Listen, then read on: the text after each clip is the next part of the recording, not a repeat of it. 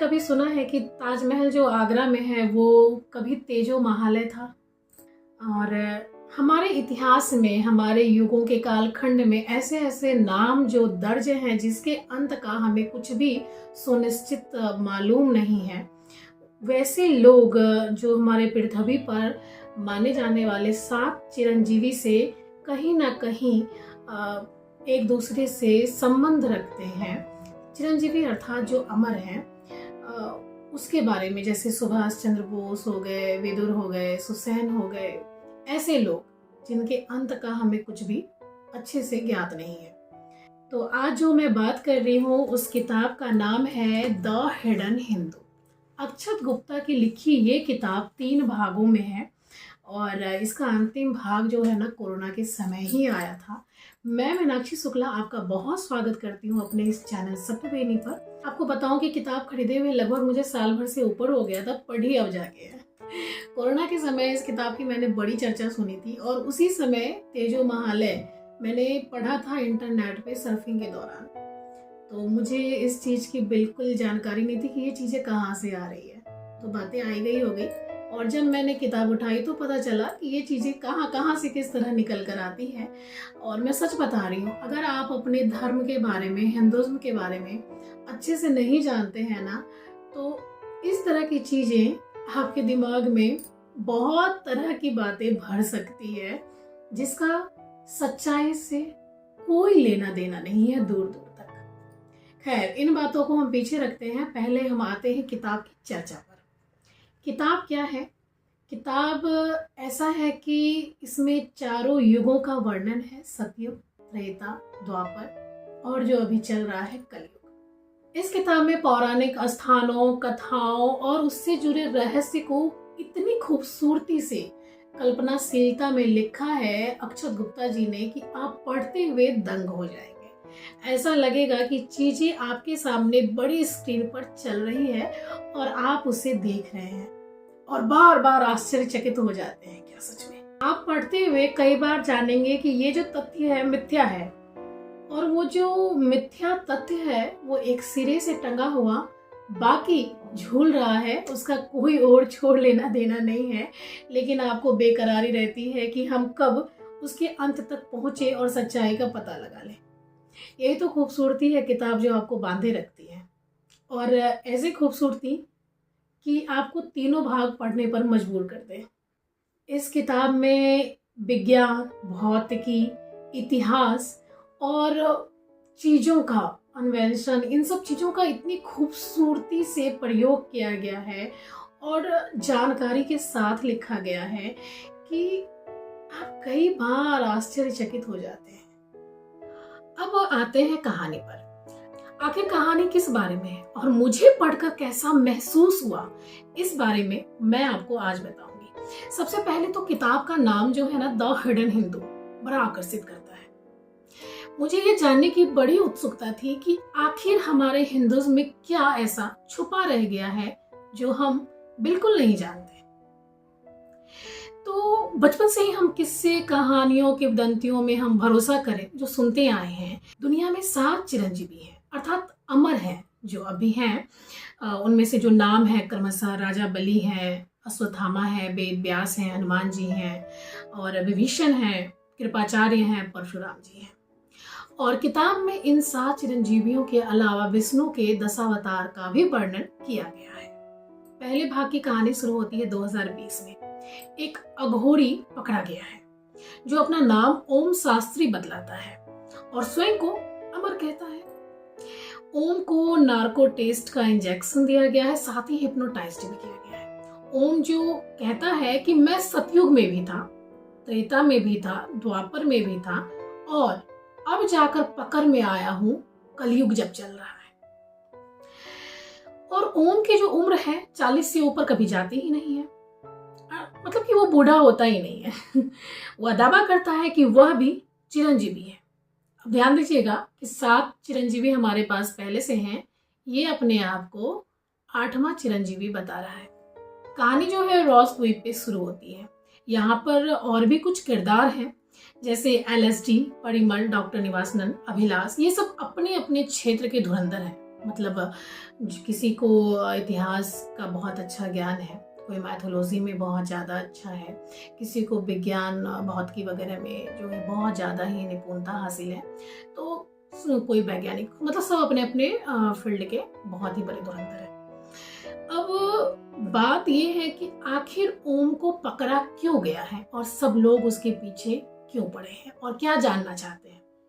पहला जो भाग है द हिडन हिंदू का यहीं पे खत्म होता है। दूसरे भाग की बात करें कि इस किताब में क्या है।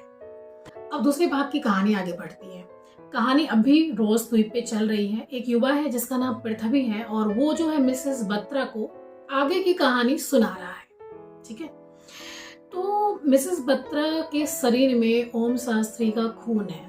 तो दूसरे भाग में कहानी में अब देखिए कहानी यहाँ पर आगे बढ़ी है। कहानी में अब तक 2 चिरंजीवी आ चुके हैं, मतलब जो 7 चिरंजीवी है ना उसमें से 2 चिरंजीवी आ चुके हैं। धीरे धीरे कई बातें खुलती है और मालूम होता है कि जो शत्रु है वो कोई और नहीं, ओम शास्त्री का ही क्रूर रूप है। बड़ा चकराता है सिर की आखिर कैसे हुआ। हम उसके दिमाग में घुस रहे हो और पता चलता है जो द्वार हमारा रोक रहा है वो खुद ही विलन है, बहुत बड़ा है ना। लेकिन आगे चल के इसी भाग में पूरी तरह से ये पता चल पाता है कि किस तरह से सतयुग में जो जहाँ कभी चोरी, पाप, झूठ बोलना ये सब का स्थान नहीं था, और ऐसा एक व्यक्ति पैदा होता है जो किरदार कलयुग में सामान्यता होते ही होते हैं, वैसे गुण लेकर वो सतयुग में पैदा हुआ है। तो बिलग प्रवृत्ति हुई, एक ही आदमी में 2 लोगों को अलग किया गया, अच्छे को रखा गया, बुरे को कैद किया गया, और वो भी जिंदा जिंदा साथ चल रहा है और वो भी कलयुग में आ चुका है बदला लेने के लिए। कहानी इंटरेस्टिंग है ना, है ना। तो अब चलिए कि कलयुग, अब वो नकारात्मक किरदार क्यों आया है। कलयुग का जल्दी ही अंत हो ऐसी उसकी मंशा है, और इसके लिए जो कार्य उसे करना है और जो उसके गुरु कौन है यहाँ पर देखिए आप, गुरु शुक्राचार्य वो है राक्षसों के गुरु, तो वो उसको चला रहे हैं। अब चिरंजीवी का कार्य है कि पृथ्वी पर धर्म और शांति सुचारू रूप से चले, और जितनी भी बुरी शक्तियां हैं वो कलयुग में अब चरम रूप पर पहुंच चुकी है और समय से पहले अंत कर देना चाहती है। दूसरा भाग यहीं पे समाप्त होता है। अंतिम भाग में क्या, क्यों और कैसे, इसका ही उत्तर हमें मिलता है, और मिलना भी चाहिए, अंतिम भाग है तो। और ये जान के बड़ा आश्चर्य होता है कि कोई भी शत्रु अलग नहीं है, वो हमारे अंदर में ही जो हमारा रूप है एक अलग, वही हमारा शत्रु है। और इस युग में हर एक आदमी के पास हम अपना शत्रु स्वयं ही लेकर घूम रहे हैं। इन शॉर्ट कहानी यही है, लेकिन दूसरे फैक्ट्स भी है इसमें। तो कहानी अंत में अंत नहीं होती है। मैंने कहा भी था ना कि लूप है, मतलब लेखक ने आगे के लिए भी संभावनाएं छोड़ रखी है। कभी अगर भविष्य में हुआ तो हो सकता है कि कहानी और भी नए तरह से हमारे सामने आए सीरीज में आगे बढ़कर। तो कहानी बड़े ही विस्तार ढंग से लिखी गई है, हर एक छोटी छोटी चीज़ों की डिटेलिंग्स दी गई है। खास करके जब दोनों पक्षों का युद्ध होता है ना, तो उसको बड़े ही विस्तार से जबरदस्त तरीके से लिखा गया है। यहाँ आधुनिकता को पौराणिकता के साथ बड़े ही सामंजस्य में उतारा गया है, जो कई बार यही खूबियाँ जो है ना पढ़ते पढ़ते मुझे खामियां सी लगने लगी, इसलिए कि ऐसा लगता है जैसे कहानी खींची जा रही है।